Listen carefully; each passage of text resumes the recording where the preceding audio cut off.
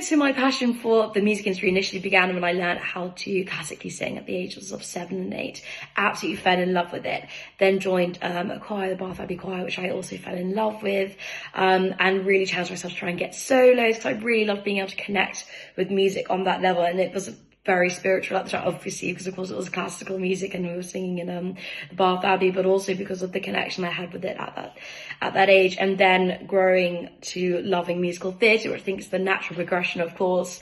Absolutely fell in love with that. Less so of the dancing, because I can't dance at all, but I absolutely loved that. And I think around that age, that was where I was beginning to learn what kind of music worked for me as a singer. So jazz music's where I then fell into, R&B also.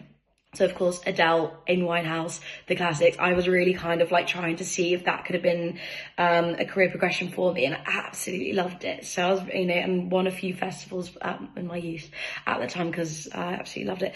And then turned that passion for singing into being a radio presenter for my show, Rumour Has It, I created at university, which I then centred on interviewing students, musical students, and like their talents, so from bands, solo artists, all over, and then became the most listened to student radio show from that. And because of my love for music and how I just fell in love with Desert Island Discs, I wanted it to follow a similar suit. So I thought how music brings people together in that sense was just so beautiful, and I wanted to achieve the same thing.